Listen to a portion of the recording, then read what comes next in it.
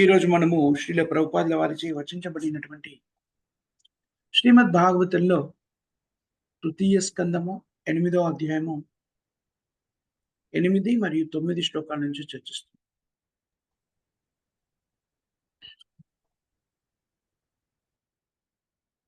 నిన్నటి శ్లోకంలో మనము పరంపరాగతంగా భాగవతాన్ని స్వీకరించిన విధానం గురించి, సనత్ కుమారులు సాంఖ్యాయమునికి భాగవతాన్ని ప్రవచించిన విషయం, సనత్ కుమారుడు స్వయంగా ఈ పరిజ్ఞానాన్ని సంకర్షణుడి నుంచి స్వీకరించిన దాని గురించి కూడా మనము అధ్యయనం చేశాం.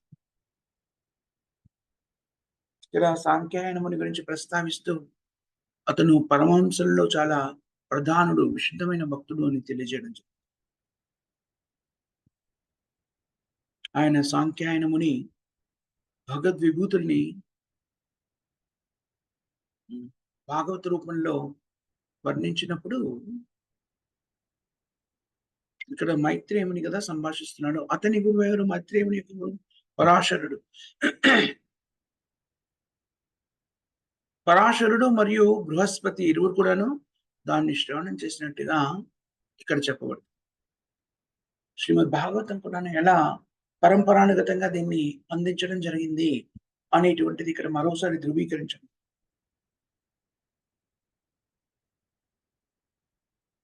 సంకర్షణుడి నుంచి ఈ పరిజ్ఞానాన్ని సనత్ కుమారుడు స్వీకరిస్తే, సనత్ కుమారుడి నుంచి సాంఖ్యాయన మునికి అందించబడింది. సాంఖ్యాయన ముని నుంచి పరాశరుడు శ్రీమద్ భాగవతాన్ని శ్రవణం చేశాడు. పరాశరుడు మరియు బృహస్పతి కూడా ఏ కాలంలో దాన్ని శ్రవణం చేశారు. పరాశరుడి నుంచి మైత్రేయముని, మైత్రేయముని నుంచి ఇప్పుడు విదురుడికి ఈ విషయం ప్రబోధించబడుతుంది. ఇలా ప్రామాణికమైన ఆచారం నుంచి భగవద్గీత కానివ్వండి, భాగవతం కానివ్వండి, వేదశాస్త్రాలను కానివ్వండి ఉపదేశం చేయడం జరిగింది. ఇలా ప్రామాణికమైన ఆచారం నుంచి పరిజ్ఞానాన్ని స్వీకరించినప్పుడు మాత్రమే దాని ప్రాశస్త్యము సడలిపోకుండా లేకపోతే కలుషితం చెందకుండా ఉంటుంది. ఎందుకంటే ప్రామాణికమైన ఆచార్యులు దీన్ని ప్రకటితం చేసినప్పుడు దాన్ని యథాతథంగా దాన్ని ప్రకటితం చేస్తారు. ప్రామాణికత అనేటువంటిది పరంపర ఎప్పుడైతే భగవంతుడైన కృష్ణుడితో అనుసంధానం చేయబడుతుందో అప్పుడు మాత్రమే అది ప్రామాణికమని చెప్పబడుతుంది. దానికి సంబంధించిన వివరణ ఇక్కడ మరొకసారి మనకి ఇవ్వడం జరిగింది.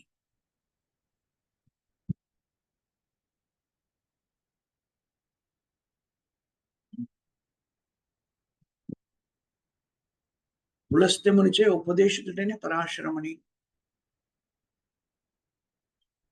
పరాశరముని ఇక్కడ పులస్త్యమునిచే మరియు ఇక్కడ ఒక సాంఖ్యాయనముని, వీళ్ళిద్దరిచే కూడాను పరాశరముని భాగవత ధర్మాన్ని విన్నట్టుగా మనకి బోధపడుతుంది. ఇక్కడ పులస్త్యముని రాక్షస పరివారానికి చెందినవాడు.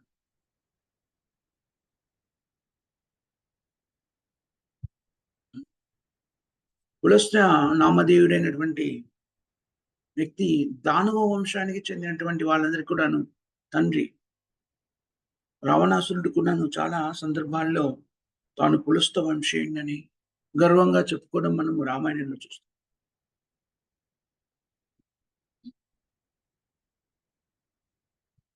పులస్తుడు అనేటువంటి ఈ దానవ వంశీయులకు చెందినటువంటి ముని, ముఖ్యమైన విషయం చూడండి. ఇక్కడ పులస్తుడు ముని ఎవరికి, ఏ వంశానికి చెందినవాడు? దానవ వంశానికి చెందిన వాళ్ళందరికీ కూడా తండ్రి.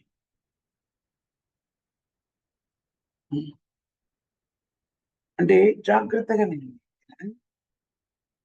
ముని దానవుడు. ముని అంటే మనకి మామూలుగా ముని, సాధువు ఇలాంటివి అన్నప్పుడు మనకి కలిగే అభిప్రాయం ఏంటంటే భక్తిత్వ శైలి ఉన్నటువంటి వ్యక్తి, దేవతా ప్రవృత్తిని కలిగిన వ్యక్తి అనే భావన కలుగుతుంది. విష్ణు ఆరాధకులు అనే భావన కలుగుతుంది. కానీ ఇక్కడ పులస్త్య నామధేయుడైన ముని దానవ వంశీయులకి తండ్రి. రాక్షసులు, దానవులు. ఇది ప్రాశస్తమైన విషయం, గమనించాల్సిన విషయం. వేదశాస్త్రాన్ని అధ్యయనం చేసినప్పుడు వేదశాస్త్రాల మీద తనకు ప్రత్యేకమైన అభిప్రాయాన్ని ఏర్పరచుకుని, లేకపోతే వాటిని అధ్యయనం చేసినప్పుడు వ్యక్తి మునిగా పరిగణించబడతాడు. తత్వానికి సంబంధించిన పరిజ్ఞానాన్ని సంతరించుకుంటాడు. రాక్షస ప్రవృత్తి కలిగిన వ్యక్తులు కూడాను వేదశాస్త్రాన్ని అధ్యయనం చేశారు. ఆ విషయం మనకు తెలుసు. చూడండి, వేదేశ దుర్లభం అదుర్లభం ఆత్మభక్తో శ్రీకృష్ణుడు. వేదాధ్యయనం చేయడం ద్వారా వ్యక్తులు పరిపక్వతను సిద్ధించుకోవడము సాధ్యం కాదు అనడానికి ఇది ఒక నిదర్శనం. కేవలం వేదాధ్యయనాన్ని చేయడము, లేకపోతే స్వీయ వేదాధ్యయనం ద్వారా పరిపక్వతను సిద్ధించుకోవడం సాధ్యం కాదు. వేదాధ్యయనం అనేటువంటిది ప్రామాణికమైన ఆచార్యుడు ద్వారా స్వీకరించి భక్తి దశలో నియుక్తమైనప్పుడు మాత్రమే దాని సారాంశం నింపదు. లేకపోతే మనం గమనించినట్టయితే రాక్షసులుగా పిలువబడేటువంటి అనేకులు, దాదాపు అందరూ కూడా వేదాధ్యయనం చేసిన వాళ్ళే, వేదశాస్త్రాలని నిష్ఠగా పాటించిన వాళ్ళే అని కనబడుతుంది. ఎలా పాటించారు? కర్మకాండ విభాగానికి చెందినటువంటి వేదశాస్త్రాన్ని నిష్ఠగా పాటించారు. అదే వేదవాక్కుగా పరిగణించారు. వేదాల సారాన్ని అర్థం చేసుకోలేదు. చేసుకోకపోతే పర్యవసానం ఏమిటి? వాళ్ళు రాక్షసులుగానే జీవనాన్ని కొనసాగించారు. అసురులు అంటే ఎవరని చెప్పారు? భగవంతుడైన శ్రీకృష్ణుని అంగీకరించని వాళ్ళు అసురులు. అదేమిటండి? వేదశాస్త్రాలను అధ్యయనం చేసినప్పుడు వేదేశ సర్వం అహమేవ వేదో వేదాంతకు దేవచాహం అని కదా కృష్ణుడు చెప్పారు. వేదాల్ని అధ్యయనం చేసినప్పుడు శ్రీకృష్ణుడు దేవాది దేవుడు అన్న విషయము అవగాహనకు రావాలి కదా. కానీ రాక్షస ప్రవృత్తిని కలిగినటువంటి వ్యక్తులు చూసినట్లయితే వేదాధ్యయనం చేసిన వాళ్ళు అయినప్పటికీ దేవాది దేవుడు భగవంతుడైన శ్రీకృష్ణుడు అనే విషయాన్ని అవగతం చేసుకోలేదు. దీన్ని బట్టి మనకి ఏం బోధపడుతుంది? శ్రీల ప్రభుపాదుల వారు మనకి ఏదైతే వివరించి చెప్తారో, ఆధునిక కాలంలో అనేకులు కృష్ణుడి గురించి మాట్లాడుతూ ఉంటారు, వేదాల గురించి మాట్లాడుతూ ఉంటారు, భగవద్గీత భాగవతాల గురించి మాట్లాడుతూ ఉంటారు. కానీ ప్రామాణికమైన ఆచార్యులతో అనుసంధానం చేయబడి ప్రామాణికమైన ఆచార్యులతో వారు జ్ఞానాన్ని పొంది ఉన్నట్టయితే వారు ప్రబోధించినంతా కూడా ఏమైపోతుంది? నిరర్ధకమైపోతుంది. చూడండి, రావణాసురుడు అనుకోండి, శివుణ్ణి ఆరాధించిన వ్యక్తి మనందరికీ కూడా తెలుసు. మనం ఎప్పుడో చోట వినే ఉంటాం. శివభక్తుడు అని చెప్పబడి కదా, చాలా నిష్ఠగా శివుణ్ణి ఆరాధించాడు. హిరణ్యకశిపుడు చాలా నిష్ఠగా బ్రహ్మని ఆరాధించాడు. ఎంతగా ఆరాధించాడంటే, మహాదేవుడని పిలువబడే శివుడు, సృష్టికి ఆది అయినటువంటి సృష్టికర్త, భౌతిక జగత్తులో సృష్టికి కారణభూతమైన బ్రహ్మ వారి యొక్క తపస్సుకి వివశులై ప్రకటితమయ్యారు. అంతేకాకుండా వాళ్ళు కోరిన కోరికల్ని కూడా తెచ్చారు. ఇది చాలా ముఖ్యమైన విషయం, జాగ్రత్తమైనది. ఇతర దేవతల్ని ఆరాధిస్తే శ్రీల ప్రభుపాదుల వారు చెప్తారు, మనకి వినగానే అనిపిస్తుంది, అదేమిటి ఇలాగా పక్షపాత ధోరణి చూపిస్తున్నారు, అలాగెలా అంటారు? చాలా మంది ప్రశ్నిస్తూ ఉంటారు. కానీ ఇక్కడ చూడండి ఏం జరుగుతోంది అనేటువంటి, ఇతర దేవతల్ని విశిష్టంగా మనం ఇవాళ రేపు ఆరాధించేటువంటి వ్యక్తుల్లా కాదు, విశిష్టంగా వేదశాస్త్రాలకు అనుగుణంగా ఆరాధించి ఎంతవరకు అంటే వారిని ప్రసన్నుల్ని చేసుకుని ఏది అడిగినా కూడా ఇవ్వగలిగేటువంటి ప్రసన్నతని కలిగించారు రావణాసురుడు కానీ హిరణ్యకశిపుడు కానీ. మనం గమనించినట్టయితే రాక్షసులందరూ కూడా ఆ ప్రక్రియలో అత్యంత ఉన్నత స్థాయిలో, వేదాలను తెలియదా వాళ్ళకి? రాక్షసులకి తెలుసు. ఎలా తెలుసు? స్వీయ అధ్యయనము, లేకపోతే అప్రామాణికమైనటువంటి పరంపర, అప్రామాణికమైన గురువుల నుంచి స్వీకరించారు. దానివల్ల ఏం జరిగింది? వేదాల యొక్క సారాంశాన్ని అవగతం చేసుకోలేకపోయారు. వేదాల యొక్క సారాంశాన్ని అవగతం చేసుకున్నట్టయితే హిరణ్యకశిపుడు విష్ణువుని తన శత్రువుగా భావించగలిగేవాడా? ఖచ్చితంగా కాదు. కానీ హిరణ్యకశిపుడు ఏం చేశాడు? విష్ణు తన శత్రువు.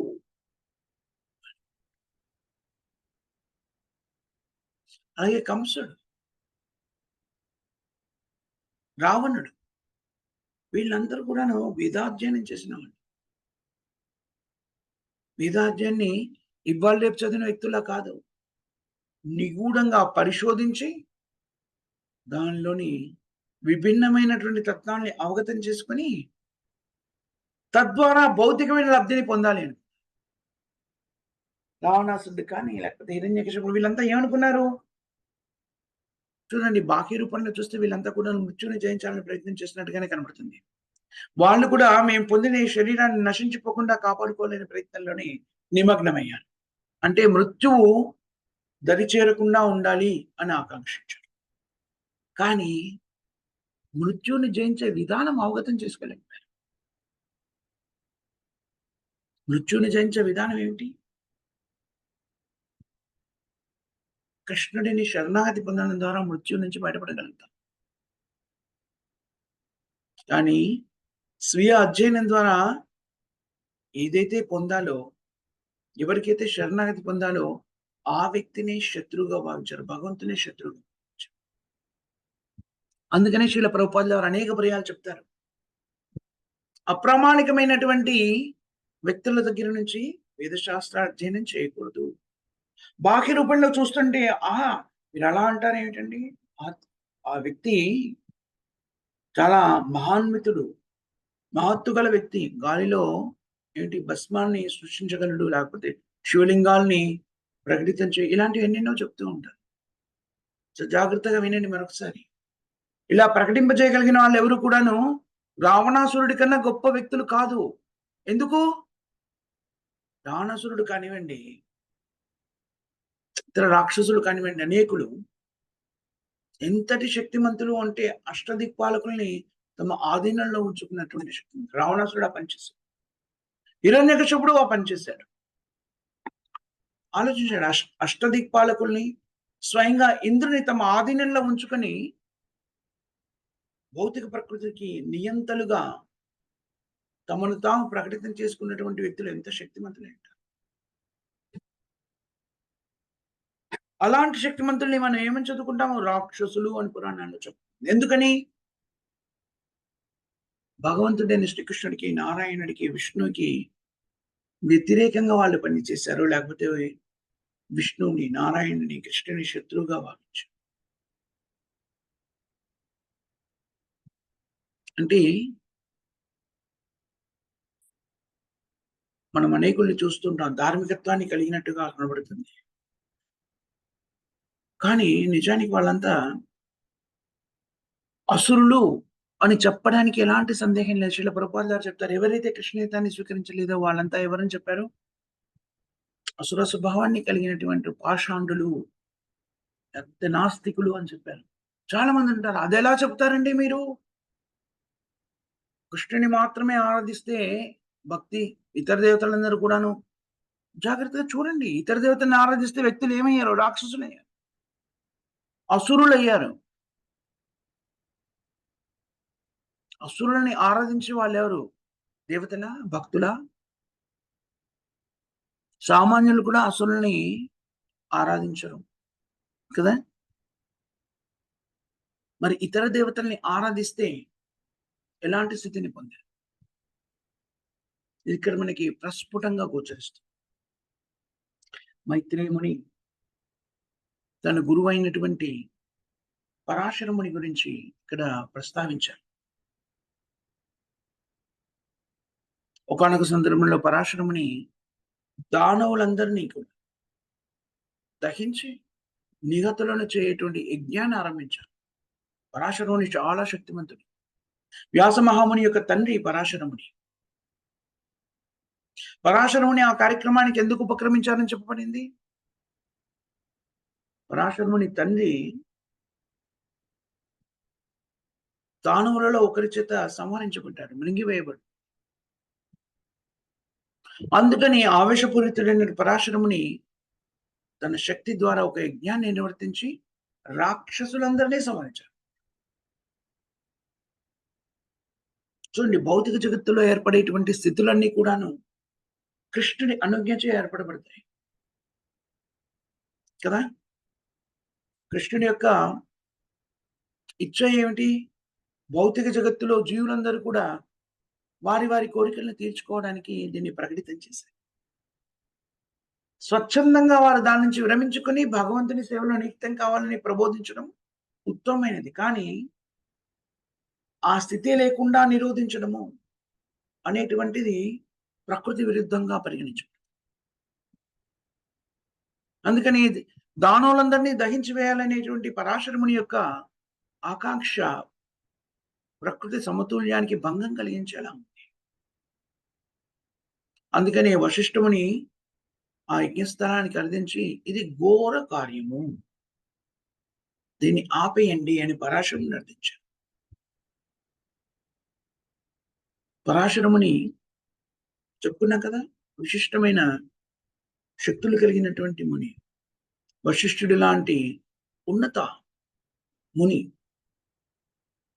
వశిష్ఠుడు లాంటి సాధువు వచ్చి దీన్ని ఆపేయమని అడిగితే వశిష్ఠుని స్థానానికి ఉన్నటువంటి గౌరవం కానివ్వండి, వశిష్ఠుడి మీద ఉన్నటువంటి అభిమానం కానీ పరాశరముని దాన్ని అంగీకరించాడు. లేదు అని చెప్పలేకపోయాడు.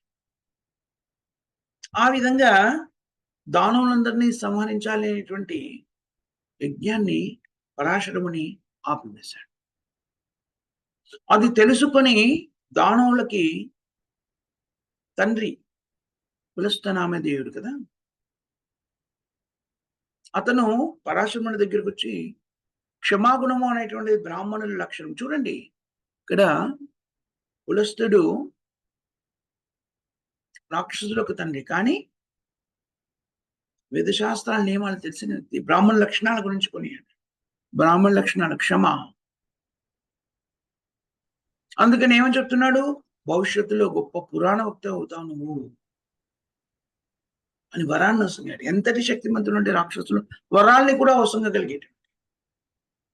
పులస్తనామదేవుడు నిజానికి ముని, అతనే రాక్షసుడు అని కాదు, అతని ద్వారా ఉద్భవించిన వాళ్ళు రాక్షసుడే. అతను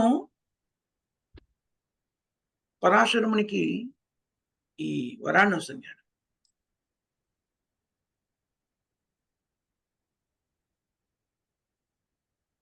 సంహరించగలిగేటువంటి శక్తి ఉన్నా కూడాను, సంహరించాలని నిర్ణయించుకున్నా కూడాను, చివరి నిమిషంలో ఆ ప్రక్రియ నుంచి విరమించుకొని దానవులందరినీ క్షమించాడు. కాబట్టి పరాశరుణ్ణి పులస్తుడు అభినందించాడు.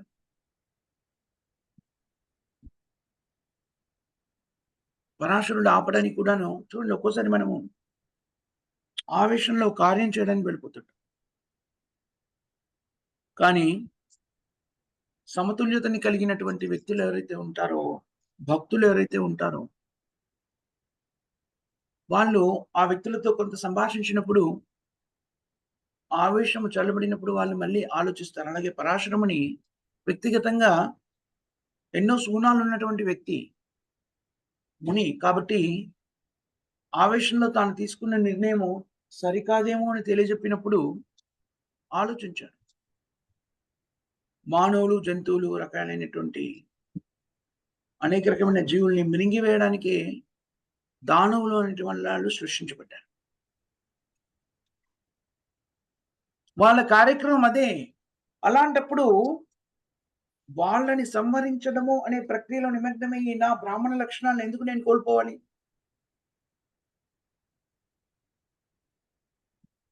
అనే భావనని ఆలోచించి ఆయన రాక్షసులందరినీ సంహరించాలనేటువంటి విషయాన్ని విరమించు. పైగా అతని గురువు ద్వారా దీన్ని భాగవతాన్ని విని ఉన్నాడు. అంతేకాకుండా పురాణ వక్తగా ప్రకటితం కమ్మని పులస్తమునిచే వరాన్ని కూడా పొందినటువంటి వాడు పరాశరుడు. మొట్టమొదటిగా శ్రీమద్ భాగవతం గురించి ప్రవచించాడు. దీన్ని బట్టి మనకి ఏమర్థమవుతుంది? పుస్తక రూపంలో వ్యాసమహాముని వేద గ్రంథాలన్నిటి కూడా పుస్తక రూపంలో మనకి ప్రకటితం చేసినప్పటికీ వేద శాస్త్రాలన్నింటినీ వ్యాసుడి నుంచే వచ్చినాయి కాదు. ఎక్కడి నుంచి వచ్చాయి? భగవంతుడైన శ్రీకృష్ణుడి నుంచి వచ్చాయి. అంతకుముందు పురాణాలు, వేదాలన్నీ కూడాను కేవలము వినడం ద్వారా సంగ్రహించేవారు. పూర్వాశ్రమంలో వ్యక్తులు ఏకసంతాగ్రాహులు అయ్యుండారు. అంటే ఒకసారి విన్నదాన్ని ఎప్పుడు మర్చిపోకుండా ఉండేవారు. ఆ శక్తి వ్యక్తుల్లో ఉండేది కాబట్టి గురువు నుంచి పరిజ్ఞానాన్ని స్వీకరించి అలా శాశ్వతంగా దాన్ని గుర్తుపెట్టుకునేవారు. తర్వాత వారి శిష్యులకి దాన్ని అందించారు యథాతథంగా. దాన్ని బట్టి ఏమర్థమవుతుంది మనకి? శ్రీమద్ భాగవతము పరాశరమునిచే కూడాను ప్రవచించబడింది. ఎందుకని భాగవతం గురించి ఆయన ప్రవచించారు? అది ఆది పురాణం అని చెప్పుకోండి. అలా పరాశరముని నుంచి మైత్రేయముని శ్రీమద్ భాగవతాన్ని విన్నారు.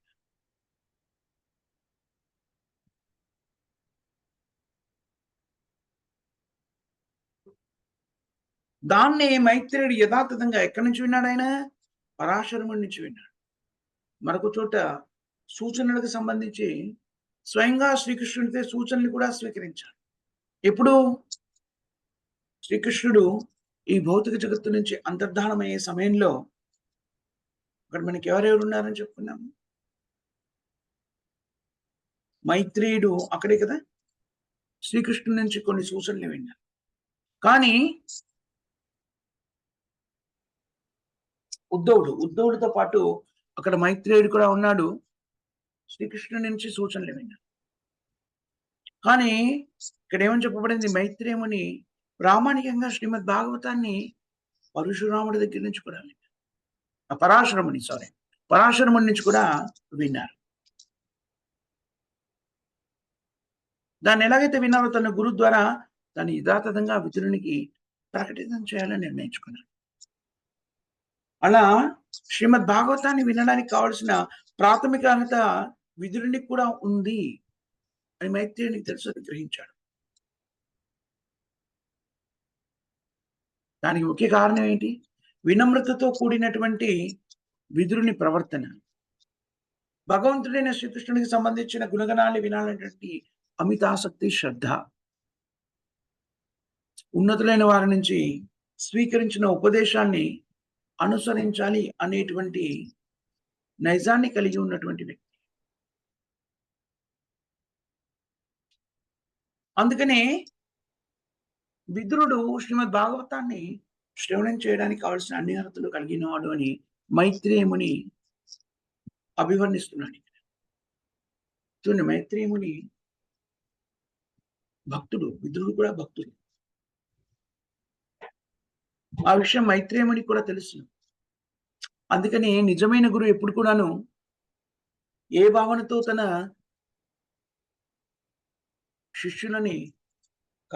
శిష్యులకి పరిజ్ఞానాన్ని అందిస్తాను? సేవాభావంతో అందిస్తారు. జాగ్రత్తగా వినండి. శిష్యులు గురికి సేవ చేయడమే కాదు, గురువు కూడా శిష్యులకి సేవాభావంతో, ప్రేమైక సేవాభావం, వాత్సల్య సేవాభావం, దానితో తన ప్రక్రియ నిర్వర్తిస్తారు. ఎందుకంటే గురువు, మనం చెప్పుకున్నాం ఇంతకుముందు కూడా, గురువు కానీ శిష్యులు కానీ అందరూ కూడాను మమైవాంశ జీవులకే జీవభూత సనాతన, అందరూ కూడా భగవంతుడైన కృష్ణుని అంశం. గురువు తన శిష్యులని ఎలా చూస్తాడు? నిజమైన గురువు తన శిష్యులని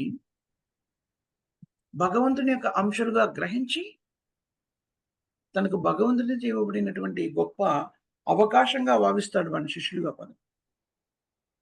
అనేకమైన జీవాత్మలు భగవత్ సేవలో నియుక్తం కావడానికి కావాల్సిన పరిస్థితులను కల్పించే అవకాశము భగవంతునిచే ఇవ్వబడింది అని భావించి ఆ కర్తవ్యాన్ని సేవగా స్వీకరించి నిర్వహిస్తాడు. మనము ఆధునిక కాలంలో అలాంటి గురువుని మనం చూడడం. ఏం చూస్తుంటాము? శిష్యులు అంటే తమ సేవకులు. చెప్పారు కదండి, శిష్యులు అంటే సేవ. తద్విద్ది ప్రణపాతేన పరిప్రశ్న సేవ అన్నారు కదా, నాకు సేవ చేయండి. ఇలాంటి భావన వ్యక్తీకరించడం మనము ఆధునిక కాలంలో చూస్తాం. కానీ నిజానికి అది నిజమే అయినప్పటికీ శిష్యులుగా ఉన్న వ్యక్తులు ఈ విషయం కూడా చెప్పడింది శాస్త్రంలో. గురుని భగవంతుని స్థాయిలో ఆరాధించాలి. భగవంతుడే కాదు అని తెలిసిన గౌరవప్రదంగా ఎలా ఆరాధించాలి? భగవంతుని ఆరాధించినట్టే ఆరాధించాలి. కానీ గురువు యొక్క మానసిక స్థితి కానీ చైతన్యం కానీ ఎలా ఉండాలి? తాను సేవకుడిని అనే భావాన్ని కలిగి ఉండాలి. ఆ ప్రవృత్తి మనకి గురువుని గౌరవించాలి. వినమ్రతతో పరిజ్ఞానాన్ని స్వీకరించాలనేటువంటి అర్హత విదురునిలో, శిష్యుడికి కావలసిన పరిజ్ఞానాన్ని అందించినప్పుడు అది సేవగా భావించి భగవత్ పరిజ్ఞానాన్ని అందించాలనేటువంటి భావనని కలిగి ఉన్న మైత్రేయిని మనం ఇక్కడ చూసినప్పుడు పరిపూర్ణమైనటువంటి గురు శిష్యుల స్థితి గోచరిస్తుంది. అంతేకాకుండా ఈ శ్లోకం ద్వారా మనకి శ్రీమద్ భాగవతం అనేటువంటిది వ్యాసదేవుని నుంచే కాదు, ఎప్పటి నుంచి ఉన్నది? అనంతకాలంగా ఉంది. వ్యాసదేవుని కన్నా పూర్వమే పరంపరాగతంగా ఇది వర్ణితం చేయబడింది. అని చాలా స్పష్టంగా చెప్పబడుతుంది. శ్రీల ప్రభుపాదులు గారు మనకి విశదీకరించి చెబుతారు. వ్యాసదేవుడి నుంచి మనకి అందినటువంటి వేద శాస్త్రాలన్నీ కూడాను పుస్తక రూపంలో ఉంచారు వ్యాసదేవుడు. పూర్వం అవన్నీ కూడా ఎలా ఉండేవి? శృతి వినడం ద్వారా వ్యక్తులు దాన్ని స్వీకరించి తర్వాతి తరాలకి అందించేవారు వాళ్ళ శిష్యులకి. వ్యాసదేవుడు వాటిని గ్రంథ రూపంలో పొందుపరిచారు. దాన్ని మాత్రమే పరిగణలోకి తీసుకొని కొంతమంది చారిత్రకారులు ఏమంటుంటారు, ఇవన్నీ కూడాను ఎప్పటి నుంచో ఉన్నాయి కాదు, వ్యాసదేవుడు కొన్ని వందల వేల సంవత్సరాల క్రితం రాసినవి మాత్రమే అని పురాణాలు అప్పటి నుంచి మొదలయ్యాయి అనుకుంటారు. కాదు. వేదేశ సర్వం అహమేవ వేద వేదాంత కృద్వేద విదేవచాహం. వేదాలు ఎక్కడి నుంచి ఉద్భవించాయి? స్వయంగా భగవంతుడైన శ్రీకృష్ణుడి నుంచి ఉద్భవించాయి. కాబట్టి అవి ఎప్పటి నుంచి మొదలయ్యాయి ఎవరికి తెలియదు. అనంత కాలంగా, పురాణత కాలంగా వేదశాస్త్రాలు అనేటువంటివి అందుబాటులో ఉంచబడ్డాయి. ప్రామాణికంగా, పరంపరానుగతంగా అందజేయడం.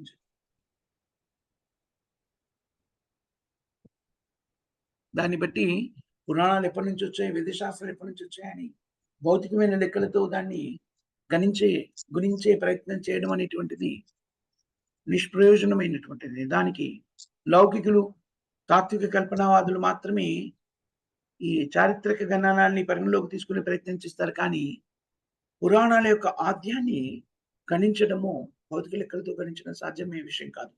అందుకని భగవద్గీత కానివ్వండి, భాగవతం కానివ్వండి, వేదశాస్త్రాలు కానివ్వండి, స్వయంగా భగవంతుని నుంచి ఉద్భవించినటువంటి. అందుకని వీటిని స్వీకరించినప్పుడు కూడా ఎలా స్వీకరించాలి? ప్రామాణికమైన ఆచార్య నుంచి స్వీకరించాలి. ప్రామాణికమైన ఆచార్యుడు భగవంతునితో అనుసంధానం చేయబడినటువంటి పరంపర ద్వారా ప్రకటితమై ఉంటారు. కాబట్టి ఈ పరిజ్ఞానాన్ని యథాతథంగా మనకు అందిస్తారు. శ్రీల ప్రభుపాదుల వారు మనకి అందుబాటులో ఉండి ఈ పరిజ్ఞానాన్ని అందించినటువంటి అలాంటి ఒక ప్రామాణికమైనటువంటి గురువు భక్తులు. భగవంతుడైన శ్రీకృష్ణునికి ప్రాతినిధ్యం వహిస్తూ పరంపరానుగతంగా ఈ పరిజ్ఞానాన్ని సంగ్రహించి మనకు అందించారు. అందుకని మనం గమనించినట్టయితే శ్రీల ప్రభుపాదుల వారి గ్రంథాన్ని విశ్లేషణాత్మకంగా శ్రద్ధగా అధ్యయనం చేసిన ప్రతి వాళ్ళు కూడాను వాళ్ళ జీవనంలో కలిగిన మార్పుల్ని గమనించుకోగలుగుతారు. భౌతిక జీవన విధానం నుంచి వాళ్ళంతా కూడాను కృష్ణ చైతన్య జీవన విధానాన్ని స్వీకరించిన స్థితిని మనం అవగతం చేసుకోవచ్చు. మనం చర్చిస్తున్నప్పుడు చెప్పుకున్నాము, భగవద్గీత గురించి చర్చిస్తున్నప్పుడు చెప్పుకున్నాము, వ్యక్తులు ఏ స్థితిలో ఉన్న వాళ్ళైనా కూడాను ఇలా ప్రామాణికమైన ఆచార్యని ఆశ్రయం పొందారనుకోండి, కృష్ణ చైతన్యాన్ని స్వీకరించే స్థితికి పురోగమిస్తారు అని తెలుసుకున్నాం. వేదశాస్త్రాలు చెప్పినట్టు విభిన్నమైన యోగ విధానాలే కాదు, పూర్తిగా అల్ప పరిజ్ఞానాన్ని అందించేటువంటి విభిన్న విశ్వాసాల ద్వారా జ్ఞానాన్ని సంపాదించుకోవాలనే వ్యక్తులు కూడాను వాళ్ళ హృదయంలో సత్యాన్ని తెలుసుకోవాలనేటువంటి ఆకాంక్ష, పరమ సత్యాన్ని తెలుసుకోవాలనే ఆకాంక్ష ఉన్నట్టయితే హృదయంలో ఉన్న భగవంతుని ద్వారా వాళ్ళు ఎలాగ ప్రామాణికమైన ఆచరణ వైపు అడుగులు వేసేలా చేయబడుతుంది అనేటువంటిది మనం చర్చించుకుంటాం.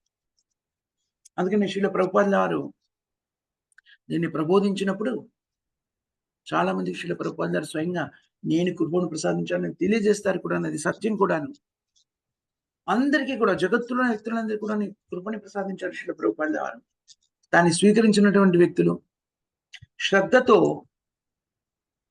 సత్యాన్ని గ్రహించాలనే ఆకాంక్షను కలిగిన వ్యక్తులంతా కూడాను కృష్ణ చైతన్యాన్ని స్వీకరించి విశిష్టమైన భక్తులు వైష్ణవులుగా మారడాన్ని మనము గ్రహించాము, చూడగలిగాం. అందుకని కృష్ణ చైతన్యాన్ని ఇప్పుడు మనకి ఏదైతే లభిస్తుందో శ్రీల ప్రభుపాద లభించే ఈ పరిజ్ఞానం అంతా కూడా అత్యంత ప్రామాణికమైనటువంటి పరిజ్ఞానం. దీన్ని మనం శ్రద్ధతో ఆలకించి మన జీవితంలోకి అన్వయించుకున్నట్టయితే అతి సులభంగా పరిపూర్ణం కాగలుగుతాం. ప్రభుపాదుల వారిచే ప్రబోధించబడి, శ్రీకృష్ణుడిచే ఉపదేశించబడి, దాన్ని ఆచరణయోగ్యంగా కృష్ణుడే స్వయంగా ప్రకటితమై మనకి ఆచరణయోగ్యంగా చైతన్య మహాప్రభుగా ఆచరణయోగ్యంగా దాన్ని ప్రబోధించినటువంటి విషయాలన్నీ కూడాను దైనందిన జీవితంలో మనము అనుసరించే విధానంగా చిన్న చిన్న నియమాలుగా మార్చి శ్రీల ప్రభుపాదుల వారు మనకు అందించారు. ఈ నియమాలని నిష్ఠగా మన జీవితంలోకి అన్వయించుకున్నట్టయితే భగవంతుని యొక్క ఆదేశాన్ని పరిపూర్ణంగా పాటించడం అన్నమాట. ఆ నియమాలు ఏమిటి? పాటించవలసిన 4 నియమాలు. ప్రతిరోజు హరే కృష్ణ మహామంత్రాన్ని నిష్ఠగా చెప్పించడం. హరే నామ హరే నామైవ కేవలం కలవు నాస్తివా నాస్తివా నాస్తివా గతన్య. హరే కృష్ణ కృష్ణ కృష్ణ హరే హరే, హరే రామ రామ రామ హరే. ఈ మహామంత్రాన్ని 108 సార్లు జపిస్తే ఒక జపమాల అవుతుంది. అలాంటి 16 జపమాలను కనీసంగా జపించాలని నిర్దేశించు. హరే కృష్ణ మహామంత్రాల కనీసం 16 మాలను జపించడం. భుజించే ప్రతి పదార్థం కూడా కృష్ణుడికి నివేదించినటువంటి కృష్ణ ప్రసాదమే ఉండాలి. కృష్ణుడికి ఏం నివేదించవచ్చును? శాకాహారాన్ని మాత్రమే నివేదించాలి. దాంట్లో నీరుల్లి వెల్లుల్లి మష్రూమ్ లేకుండా జాగ్రత్త పడాలి. భక్తుల సాంగత్యంలో జీవనాన్ని కొనసాగించాలి. అభక్తులకి వీలైనంతవరకు దూరంగా ఉండాలి. అభక్తులతో సాంగత్యం ఏర్పరచాల్సిన అగత్యం ఏర్పడితే మన సాంగత్యాన్ని వాళ్ళకి ఇవ్వాలి, వాళ్ళ సాంగత్యాన్ని స్వీకరించడం కాదు. నిత్యం భాగవత సేవ. మరి వాళ్ళకి మన సాంగత్యాన్ని ఇచ్చే స్థితిలో మనం ఉండాలి అంటే ప్రతిరోజు కూడా భగవంతుడైన శ్రీకృష్ణ దివ్యమైన లీలల్ని శ్రవణం చేయడం, కీర్తనం చేయడం చేయాలి. శ్రవణం, కీర్తనం, విష్ణు. ఈ 4 నియమాన్ని నిష్ఠగా మనం పాటించామనుకోండి, ఖచ్చితంగా మనము భగవద్భక్తిలో స్థిరపడతాము, ఆధ్యాత్మిక ప్రగతిని సాధించగలుగుతాము, మానవ జీవిత లక్ష్యాన్ని చేరుకోగలుగుతాం. పాటించవలసిన ఈ 4 నియమాలు అతి శీఘ్రంగా దాని ఫలప్రదం కావాలి అంటే చదించవలసిన 4ంటిని చదించాలి. ఒకవేళ పాపభూయిష్టమైన కర్మలు అని చెప్పబడేటువంటి వాటిలో నిమగ్నమైనటువంటి వ్యక్తులు ఎవరైనా ఉంటే ఈ పాపభూయిష్టమైన కర్మల నుంచి దూరంగా ఉండాలి. అవేమిటి? మాంసభక్షణ చేయడము, మత్తు పానీయాలు సేవించడము, జూదం ఆడడము, వివాహేతర సంబంధాలు కలిగి ఉండడం. ఈ 4ంటి నుంచి కూడా దూరంగా ఉండాలి.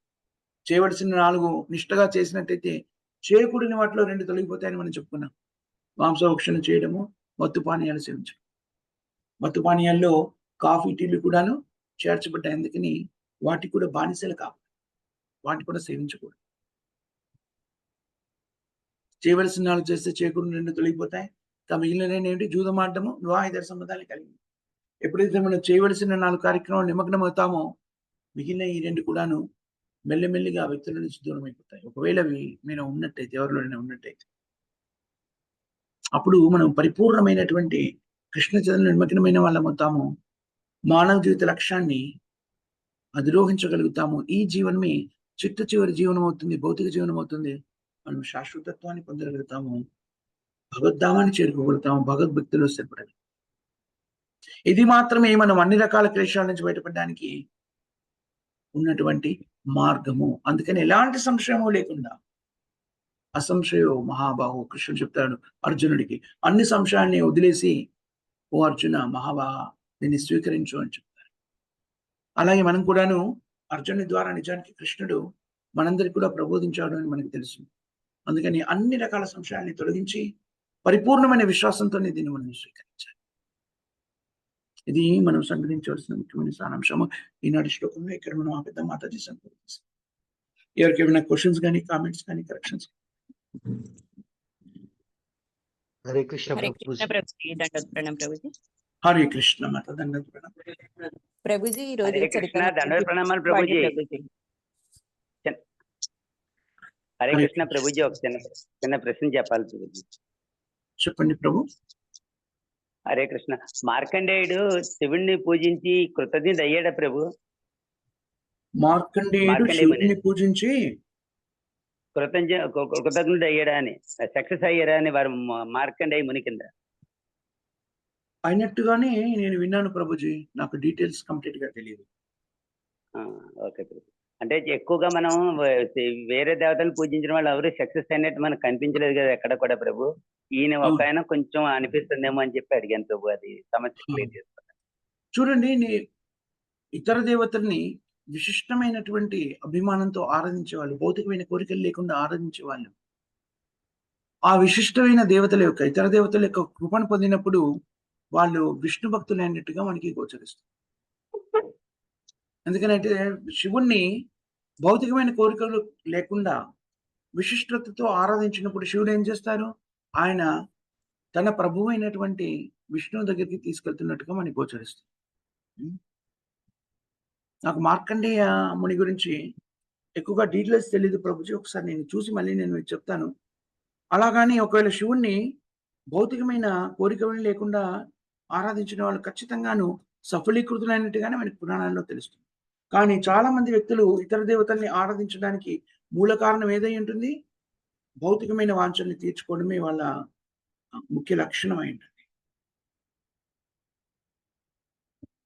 హరే కృష్ణ, దండ ప్రణామాలు ప్రభు. ధన్యవాదాలు. హరి బోల్.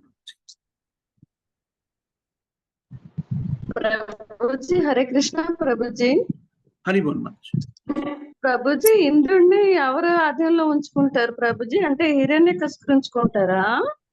హిరణ్యకశిపుడు కానివ్వండి, రావణాసురుడు కానివ్వండి, వాళ్ళు శక్తిని ఎంతగా పెంపొందించుకున్నారు అంటే వేదాధ్యయనం ద్వారా, వేదశక్తుల ద్వారా అష్టదిక్పాలకులని, ఇంద్రుడిని, ఇతర దేవతలందరినీ కూడా తమ ఆధీనంలో ఉంచుకున్న విషయం మనకి పురాణంలో అధ్యయనం చేస్తాం. ఆ శక్తిని పొందినప్పుడే అహంకారంతోని వాళ్ళు విష్ణువుని కూడా దూషించి, విష్ణువు కాదు ఇది చూడండి వీళ్ళందరూ కూడా మా ఆధీనంలో ఉన్నారు, మేమే భగవంతులము అని ప్రకటితం చేసుకున్నారు కదా. అదే కదా హిరణ్యకశిపుడు కూడా చెప్తాడు ప్రహ్లాదునితోని, భగవంతుడు అధిపతి అంటే నేనే అని చెప్తాడు కదా. అవును మాతాజీ. వీళ్ళందరూ కూడాను ఇంద్రుడిని కూడా తమ ఆధీనంలో ఉంచుకున్నట్టుగా మనకి శాస్త్రంలో చెప్పాడు. ఇంద్రుడు, అష్టదిక్పాలకులు, వరుణుడు వీళ్ళంతా కూడా వీళ్ళ ఆధీనంలో ఉండి సూర్యుడు ఎప్పుడు ఉదయించాలి, ఎప్పుడు అస్తమించాలి, ఎప్పుడు వర్షాలు పడాలి, ఎక్కడ వర్షాలు ఆదేశించాలి, అంతటి శక్తివంతుడు. అంటే ప్రభుజీ సూర్యుని కూడా ఆదేశిస్తారా? సూర్యుని కూడా తమ ఆధీనంలో ఉంచుకున్నట్టుగానే చెప్పబడింది. సూర్యచంద్రులు ఎప్పుడు తమ కాలగతిని ఏర్పరచుకోవాలి, ఎప్పుడు ఉదయించాలి, ఎప్పుడు అస్తమించాలి, ఎప్పుడు ప్రకటితం అవ్వాలి, వాళ్ళు నిర్దేశించినట్టుగా చెప్పారు.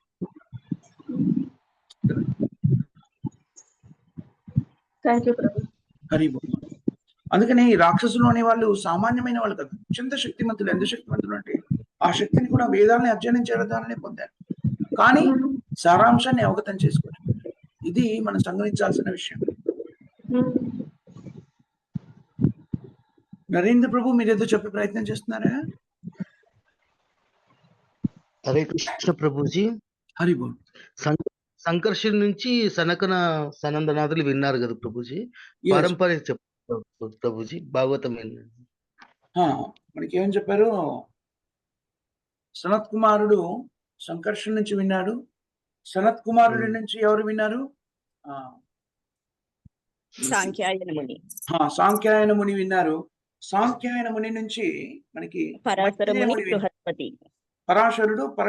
పరాశరముని, బృహస్పతి విన్నారు. పరాశరముని నుంచి మైత్రేయుడు విన్నారు. ఇప్పుడు మైత్రేయుడు విదురుడికి ప్రబోధిస్తున్నారు. ఈ పరంపర గురించి విశదీకరించబడింది.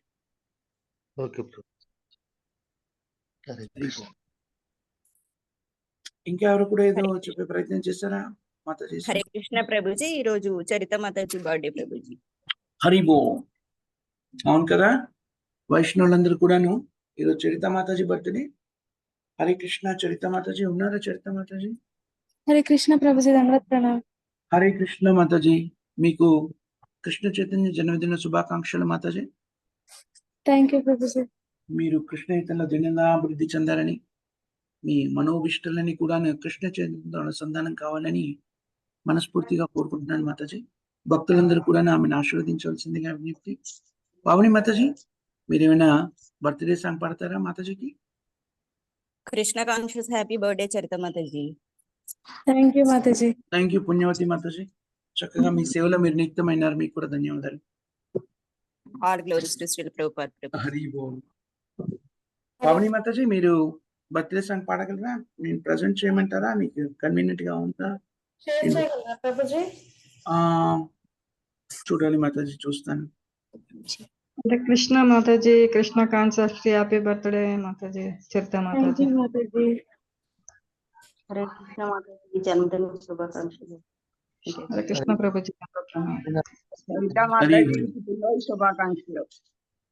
Thank you Mataji. Happy birthday Mataji. Thank you Mataji. Happy Krishna conscious birthday Mataji. Thank you Mataji. Mataji నాది ఓపెన్ అవ్వట్లేదు, మీకు నేను తీస్తున్నా ప్రభుజీ. అందుబాటులో ఉందా? ఉంది ప్రభుజీ. ప్రభుజీ జూన్ 4th పంపించారండి సంజయ్ మాతాజీ, గ్రూప్ లో పెట్టారు. June 4th Mataji.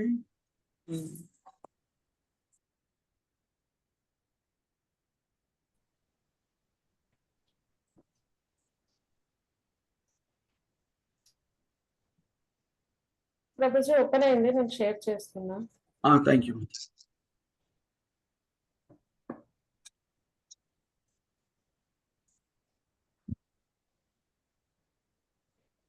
షేర్ అయిందా ప్రభుజీ?